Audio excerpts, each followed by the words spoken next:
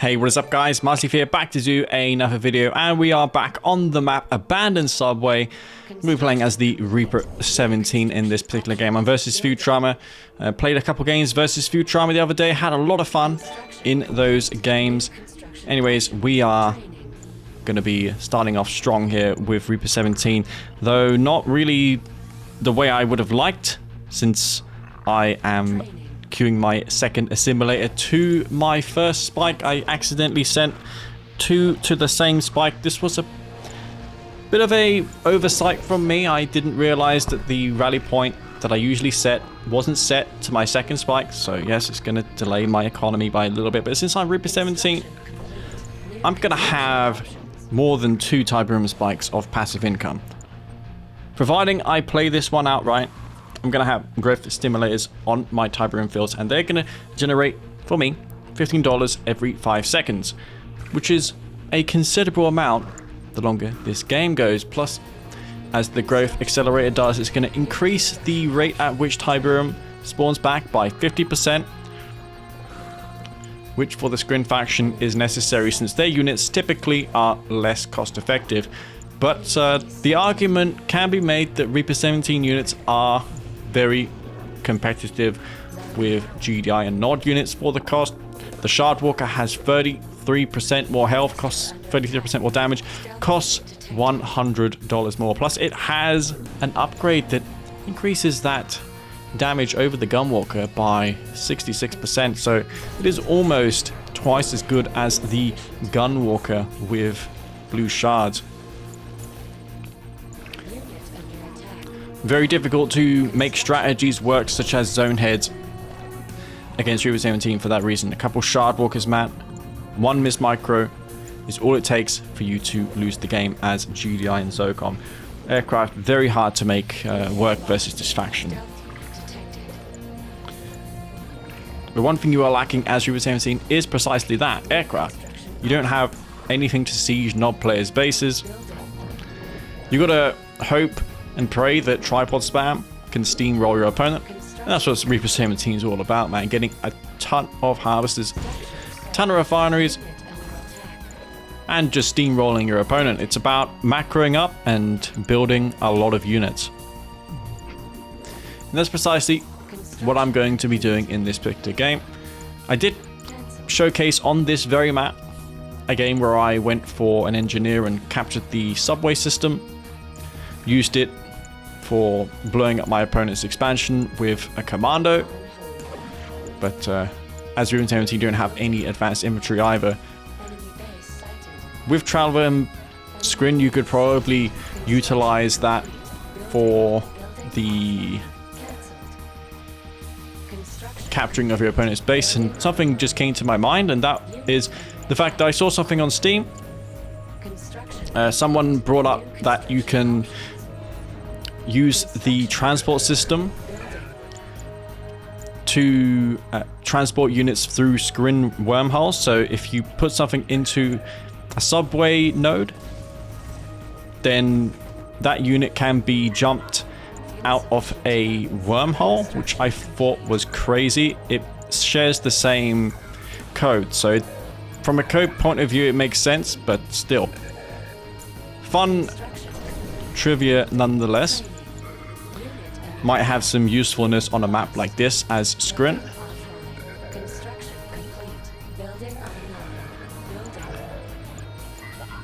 Would be funny. So you could jump into the transport system and then use it in conjunction with the wormhole to escape, and then trick your opponent and just go to another subway node instead of through the actual wormhole. So this game, I'm just going to react to what my opponent does. Both of us are playing pretty passively.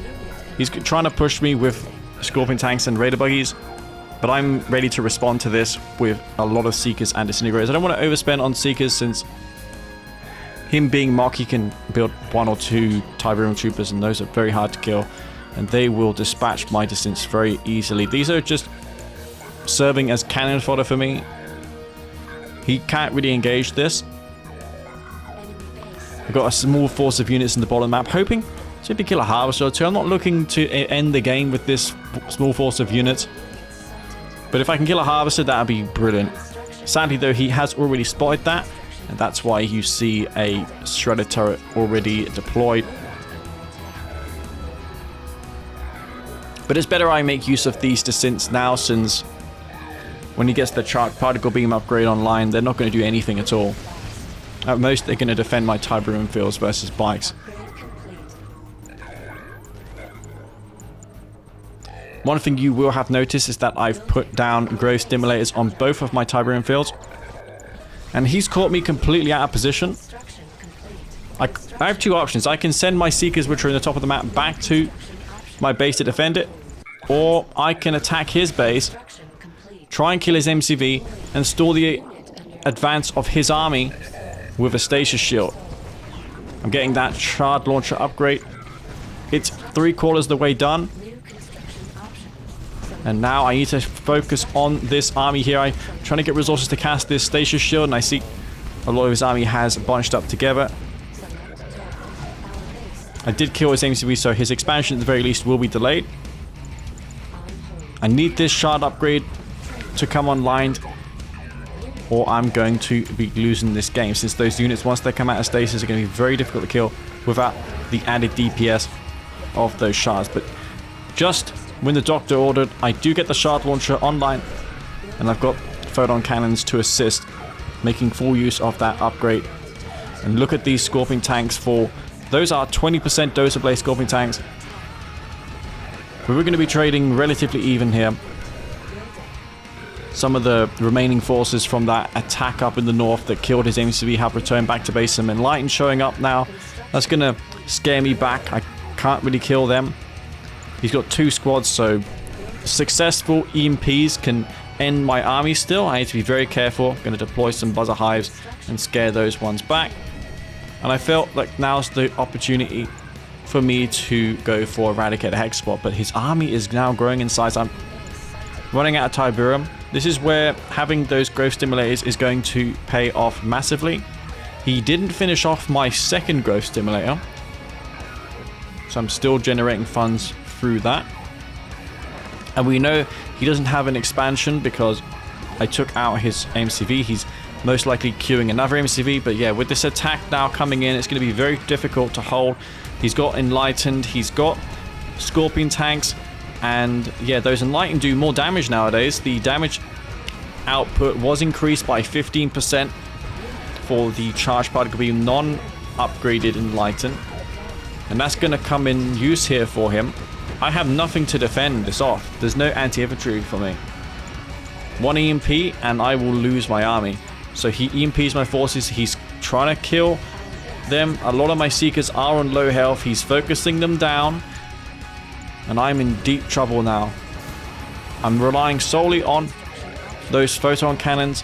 I can sell my tier 3 if I need cash, but I don't think I do. I'm floating 5 grand. I got 3 Seekers up in his expansion because I assumed that he won't have any more gas left in the tank after this army is destroyed, since he doesn't have an expansion. What is he doing? Leeching the blue field in the middle? That's a small field. There's not much on that anyway. And those tanks have been thinned out enough for me to defend and kill them with the photon cannons and descents that I built. Still continuing to build those Seekers. I've got an elite Seeker tank, which is poised to go heroic if it approaches those tanks on the very red HP. This is a dream for a Seeker. Seeing 4 very low health Scorpion tanks, it's almost certainly going to be promoting, but I don't want to get too greedy. I'm going to pull that one back just in case he does kill it. Those guns on the Scorpion tanks still do a lot of damage to elite Seekers. It's not like having an elite stealth tank. Even if you have a heroic Seeker, it's not going to impact the game enormously, since it's still very fragile. It still has that same gun damage weakness. It's not a tank, nor is it a light scout. It's a hybrid type of vehicle that is exclusive to them. It's a Seeker class. There's nothing to compare it to. It can kill aircraft, but I don't see it doing that very often. It's mostly good against Venoms if you've got that Shard launcher upgrade, but you're going to be trading against them. Some upgraded power plants there that I can destroy. I'm also trying to hunt down harvesters in his base. He's set up an expansion. Gonna try and force him around the place and get some counter-attack damage done myself. He's building Scorpion tanks. He's macroing up more forces. I retain my tier 3. I can go for blue shards, which is probably a good option considering he has Enlighten still on this map. I'm probably researching that at this point. If not, I'll be going for the tripod shields, which is a no-brainer. As Reaper 17, it's $2,000. You get it at a huge discount. Why is that? Well, because you don't have planetary assault carriers or devastator warships to make use of that upgrade. And that Heroic Seeker will make it out alive. There's an AMCV heading towards me, which spells a disaster for Reaper 17. So they don't have any devastator warships to push this back. This lone Seeker now has to contend with an army of Scorpion tanks. I have nothing here besides one Seeker and 2 low health gunwalkers, but I have an army in his base. So for the second time, I'm in his base and he's in mine. We're forgetting to defend each other's base. He's going all in for my base. He wants to take me out of this game. He wants to take out my expansion. I'm not so much taking out his expansion. I'm just camping his war factory and preventing those reinforcing tanks from coming out. Heroic Seeker force firing the ground. Not sure why that was. I must have force fired by mistake. And you can see, despite it being heroic, it still takes time to kill those Scorpions. It's not like getting a heroic avatar where it just one-shots everything. The Seeker, while heroic, is nice, but it's not game-changing. It's still a nice asset to have, though. Don't get me wrong. If I can keep that alive, I can merge it with my other Seeker tanks and go in for a great attack. Stasis Shield, though, has come back. Good job I utilized it early to defend my harvesters. And it's going to come in used to buy myself some time against those forces in my base.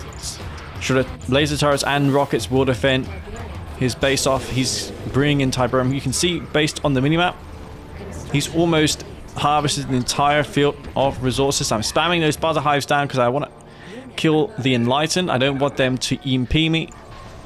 I do have a phase field available to me to phase this Seeker if it comes under heavy fire, but I decide instead to use it on my tripods and force those Scorpions back. It will make it so the Seeker can camp his war factory.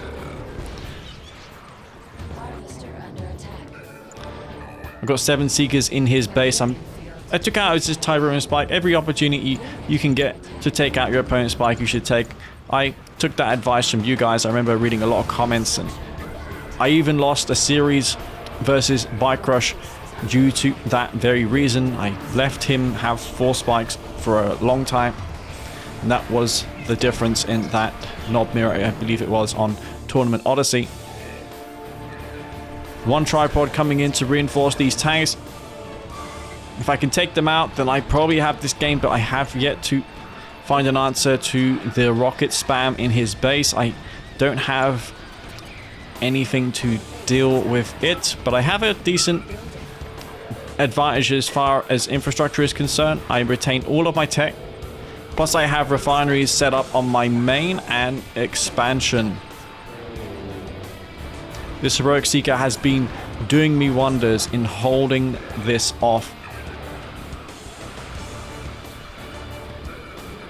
And I have to say, the firing effects in Kane's Wrath from heroic units is awesome. It's really nice to see. You're rewarded in this game for microing them.